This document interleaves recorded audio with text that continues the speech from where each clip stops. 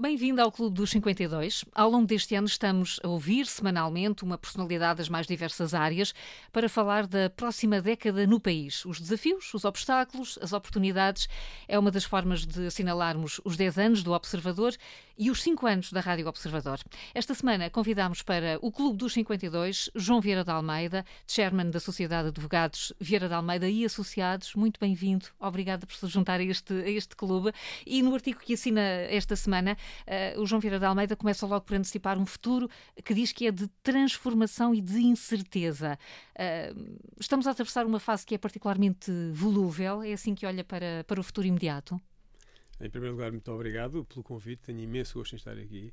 Gostava de fazer um pequeno disclaimer, eu não me sinto especialmente qualificado para teorizar sobre o futuro ou sobre a política em geral ou em particular.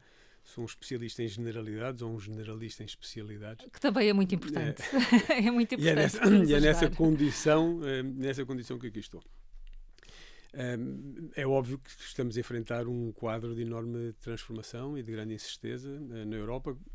Um quadro que eu não imaginei pudéssemos viver tão cedo.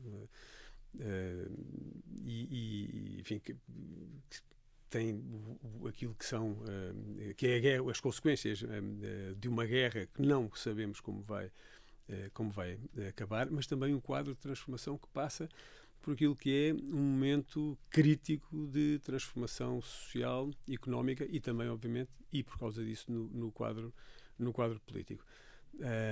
Temos fenómenos como a inteligência artificial, temos fenómenos como a transição energética, os problemas climáticos, uma radicalização das sociedades na generalidade dos países europeus e provavelmente a agravarem-se nos próximos tempos, e depois as tensões no plano global entre os Estados Unidos e a China, a Europa aqui numa posição difícil do ponto de vista da definição daquilo que quer ser e daquilo que pode ser. E, portanto, é um momento de preocupação. De preocupação em que todos estes fenómenos estão interligados, uns dependem dos outros e uns explicam os outros. Apontaria aí a guerra na Ucrânia como a principal alavanca destes problemas todos e deste mundo mais incerto? Não sei se é a principal, é seguramente um acelerador destes problemas. Como dizem muito bem, estão todos ligados. É seguramente um fenómeno completamente inesperado, que traz fantasmas do passado e que neste Disse momento... que nunca esperava ver isso. Vivemos momentos de muita tranquilidade ali durante muitos anos. Durante muitos anos, ali a partir dos anos 90, talvez. Isso foi, no fundo, a minha geração, não é? A altura em que entramos no mercado de trabalho e até agora, digamos, vivemos momentos absolutamente extraordinários, um período absolutamente extraordinário de paz e prosperidade em todo o mundo, na verdade. Uma acalmia que agora não. E, aliás, fala de um mundo que aponta para muitos sinais contrários, porque estamos a falar, se calhar, do fim do globalismo como o conhecemos, mas ao mesmo tempo continuamos todos muito perto, instantaneamente, muito juntos uns dos outros, com muito acesso à informação, mas também com indignações muito rápidas. Isto leva-nos aqui a uma mistura que pode ser muito perigosa, explosiva. Estas coisas estão todas ligadas. Vamos ver, em termos históricos, em tempo histórico, isto são fenómenos... Eu tenho uma visão, enfim, fundamentalmente positiva e otimista. E em tempos históricos nós temos, enfim, isto é uma gota d'água, não é? Que nós podemos ter aqui 1-2 décadas, outra vez muito difíceis, mas não tenho dúvida nenhuma de que o caminho continuará a ser, visto numa série longa, um caminho de prosperidade e crescimento, e aquilo que se alcançou globalmente nos últimos 50 anos é absolutamente extraordinário do ponto de vista do que foi a criação de riqueza e de prosperidade e de resolução de problemas em todas as áreas, em todo o mundo. Agora, a verdade é que nós vivemos neste pequeno momento histórico, e é como diz, a globalização tem agora um revés, isso sim, muito forçado também pelas consequências da guerra, e das tensões com a China. E de novos alinhamentos, ou reforço de alinhamentos, nomeadamente a China. Sim, muitos novos, não é? Alguns reforços, mas muitos novos. E há, como diz, ao mesmo tempo que há um retroceder da globalização, nós continuamos todos, a nível individual, continuamos todos conectados uns com os outros através das várias plataformas. Mas referiu outra coisa, que é que o grau de informação é cada vez maior, talvez se o grau de desinformação é talvez ainda maior do que aquilo que é a informação. Hoje esse é um dos principais problemas que nós enfrentamos e aqui no Observador, enfim, este é uma ilha, como há outras, felizmente, mas que vão escasseando, que têm cada vez menos habitantes, onde nós podemos continuar a informar-nos, mas a grande maioria das pessoas desinforma-se diariamente nas redes sociais, e esse é seguramente um dos problemas e que está na raiz de muitas destas incertezas e dos perigos que nós corremos. Mas, eu não quero tomar muito tempo, a falta de aquilo que é a desaceleração da globalização tem outros problemas, mas também gera outras oportunidades, porque obriga os países a repensar a maneira como se querem posicionar nas cadeias de valor, nas cadeias de produção, aquilo que é a necessidade de assegurar os mínimos para poder sobreviver tempos turbulentos como esse, estes que estamos a passar. E a minha tese, aquilo que escrevi, tem que ver exatamente com as oportunidades que decorrem destes desafios enormes que nós enfrentamos. Então, olhamos para o nosso país, para Portugal, nesta turbulência. É um país de oportunidades, apesar, João Vieira de Almeida, de descrever um país assim um bocadinho bloqueado nesta altura. Como é que olha para o país? Bloqueado... Eu diria porque fala de uma classe média frágil, um país desertificado, fala até em descrédito do contrato social, com imprevisibilidade fiscal, administrativa, enfim, faz um retrato um bocadinho bloqueado, insisto, um bocadinho. Sim, vamos lá ver. Pessimista do país. Mas há de facto, há fatores que nos bloqueiam, mas estão longe de ser novos, não é? Quer dizer, nós tem havido, e como eu disse, de facto foram décadas de prosperidade, mas há muita coisa por resolver e eu penso que nós, independentemente, temos um olhar positivo para aquilo que se conseguiu alcançar, não só em Portugal, mas globalmente, temos de ter uma ambição de ir muito mais longe, muito mais depressa. E, portanto, há muito a fazer e aquilo que são os fatores endógenos que nos atrasam não são novos e estão muito relacionados com isto. Né? Portanto, a falta de capital no país, umas lideranças relativamente fracas, quer no público, quer no privado. Há muito a fazer nesse campo, mas também aí registro melhorias que eu vejo dia a dia no contacto com as empresas, designadamente com as empresas portuguesas, onde a passagem de geração, daquela geração que sucedeu ao 25 de Abril e que agora passou para a segunda geração, onde se vê há uma diferença substancial do ponto de vista da qualidade dessas lideranças. Tem a ver com formação? Tem essencialmente a ver com formação, claro.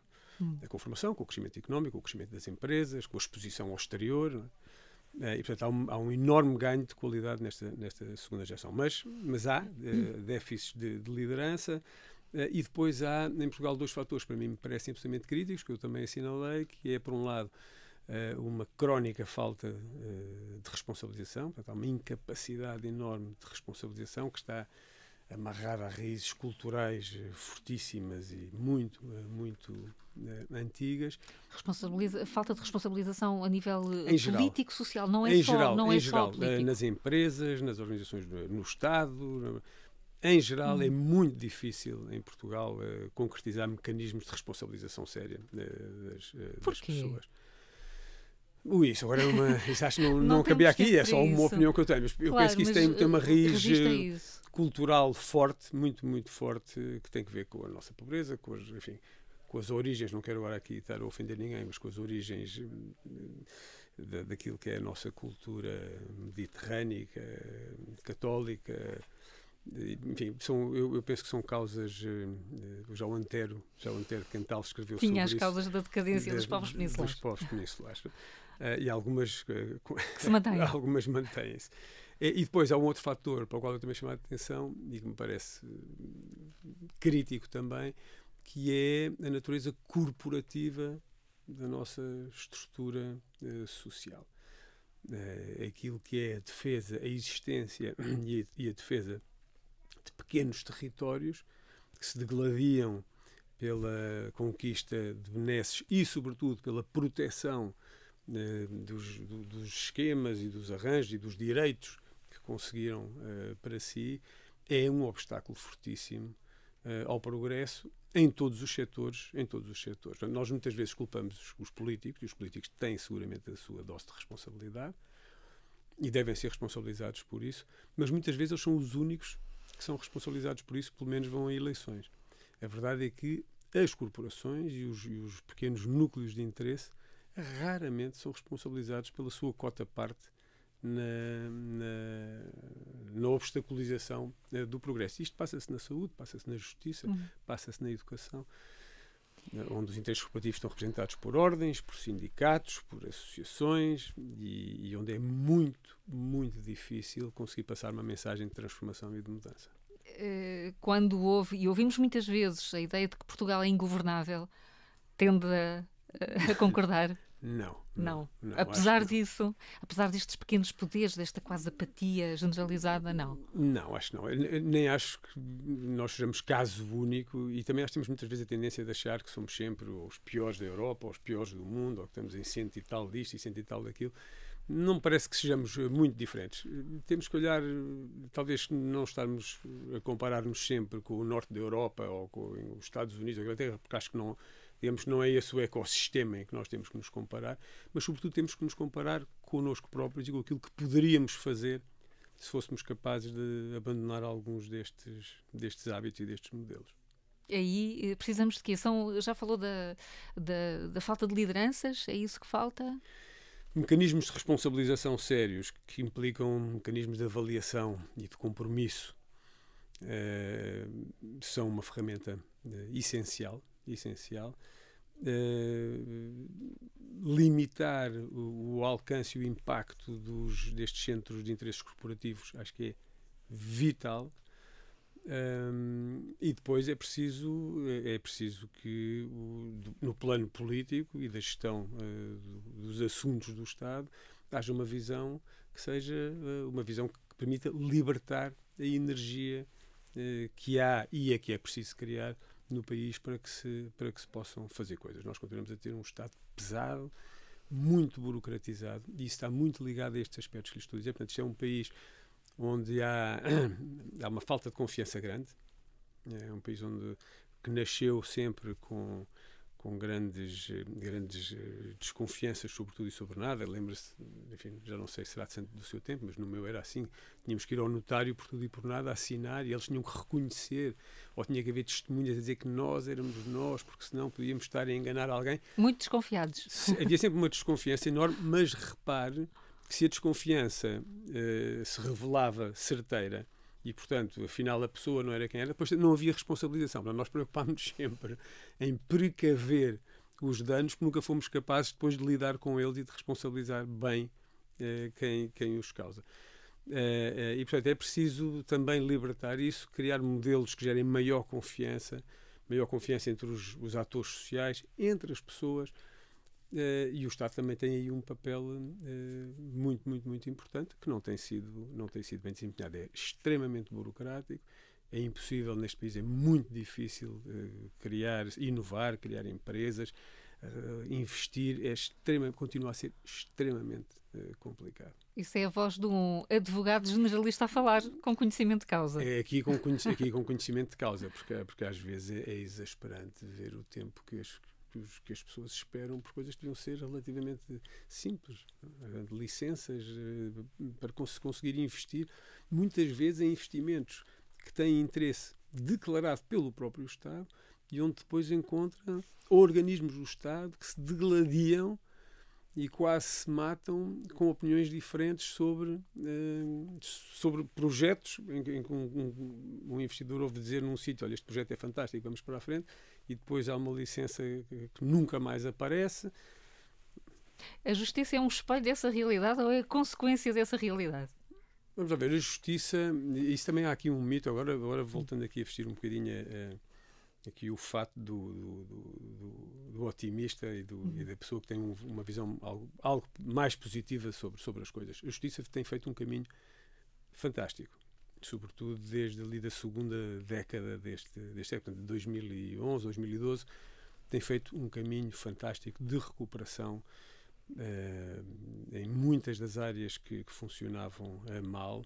Temos conseguido recuperar prazos, temos conseguido recuperar processos que estavam perdidos e por resolver. Hoje em dia a taxa de resolução é maior do que a de entrada de processos na maior parte das áreas, com exceção do administrativo e do fiscal. Aí sim é preciso ainda fazer alguma coisa. Conseguimos, enfim, muito imperfeitamente, mas na medida do possível e apesar de tudo melhor do que em muitos outros países, introduzir tecnologia nos tribunais. Portanto, as coisas não são tão dramáticas, nem estão tão longe daquilo que são as medianas europeias em termos de justiça. Onde as coisas não funcionam bem é, na minha opinião, naquilo que, aliás, eu penso que foi muito bem assinalado naquela carta aberta das 50 figuras, das 50 personalidades sobre a justiça, que tem que ver com algumas áreas onde é preciso fazer investimentos para que as coisas funcionem melhor, e depois na administração, enfim, da política criminal e naquilo que tem sido o papel do Ministério Público em rédea solta, como nós temos assistido nos últimos anos. Portanto, prefere olha com otimismo para o país e diz rapidamente que tivemos um momento importante com a entrada na então CEE e agora com o PRR. O PRR é a nossa grande oportunidade? Eu não vejo a oportunidade tanto no PRR. Eu vejo algumas oportunidades que não sei se vamos ser capazes de agarrar, até porque implicam, não quero já matá-las, implicam uma dose grande de colaboração público-privado, que não é fácil, e implicam uma visão a longo prazo do país que teria de alguma maneira de ser consensualizada, provavelmente entre os maiores partidos, mas onde eu vejo a grande oportunidade, não é tanto no PRR, digamos que na verdade é um cheque que se vai passar e que vai seguramente permitir desenvolver projetos muito interessantes, mas onde eu vejo a grande oportunidade é mais de uma perspectiva estratégica naquilo que são os desafios que mencionei. Portanto, uma Europa que tem um potencial de guerra enorme, onde nós temos uma posição geopolítica única, não é? Quer dizer, no canto da Europa, com um mar, um espaço marítimo. Às vezes é uma dificuldade, outras vezes brutal, é uma vantagem. É uma vantagem. Não, o mar, para mim, é sempre uma vantagem. É a grande oportunidade que nós temos que agarrar. Portugal tem a correr um processo, já há muitos anos nas Nações Unidas, para alargamento da plataforma continental, que se vier a concretizar, quer dizer, dá-nos um espaço de crescimento sem igual, é uma oportunidade única para o país em centenas de anos, provavelmente, desde que usámos o mar para chegar a outros sítios, temos agora de novo o mar como uma oportunidade de transformar decisivamente o país. E, portanto, eu vejo mais aquilo que são as oportunidades que nós temos enquanto um país para onde os outros poderão olhar, e os investidores poderão olhar, e os outros países poderão olhar, de refúgio para investir em tecnologias, para investir na área da defesa, para criar os data centers que têm que estar protegidos daquilo que possa vir a ser um conflito mais generalizado na Europa. Vejo aqui uma oportunidade brutal na transição energética, que é, como sabe, um setor onde vai haver um investimento enorme nos próximos anos, até 2050, e onde Portugal, aqui talvez, enfim, em combinação com Espanha, tem uma vantagem enorme, porque tem os recursos, temos o sol, temos o vento, temos o mar, no nosso caso temos o lítio, e portanto há aqui uma constelação que não vai durar muito tempo, e daí a minha preocupação, mas há aqui uma constelação de fatores que gera, em meu entendimento, uma oportunidade enorme para Portugal. É saber aproveitá-la. João Vieira de Almeida, muito obrigada por ter vindo Obrigado, ao Clube dos 52. Hoje estivemos a olhar para o futuro do país com otimismo. Vai ser assim todas as semanas, uma conversa sobre o país na próxima década.